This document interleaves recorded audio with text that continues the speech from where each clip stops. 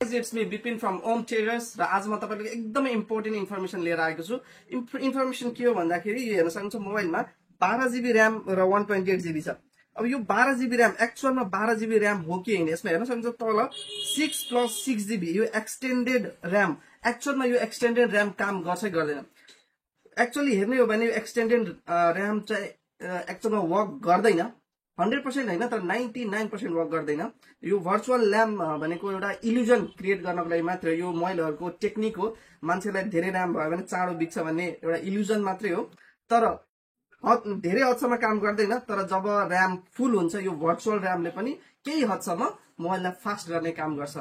त्यही भएर यो भर्चुअल RAM 99% काम गर्दैन तर 1% चाहिँ काम कतिखेर गर्छ भन्दाखेरि RAM जब फुल हुन्छ तब यो RAM हल्का भए पनि काम आउँछ, अलिकति मोबाइललाई फास्ट गर्न काम आउँछ। यही हो भर्चुअल RAM को काम, अरु केही हैन। हेर्नु सक्नुहुन्छ अरु मोबाइलहरुमा पनि तपाईले यहाँ 12GB RAM हेर्न सक्नुहुन्छ तर ब्र्याकेटमा हेर्न सक्नुहुन्छ यो 6 + 6। त्यही भएर मोबाइल किन्दाखेरि हेर्नु होला त्यो एक्सटेन्डेड RAM हो कि हैन भनेर। एक्चुअल RAM को मोबाइल चाहिँ किन्नु होला र यो भर्चुअल RAM को काम त्यति छैन, 1% मात्रै काम गर्छ यसले। यस्तै इन्फर्मेसनको लागि हामीलाई फलो गर्दिनु होला। ओम ट्रेडर्स इनरवा, धन्यवाद।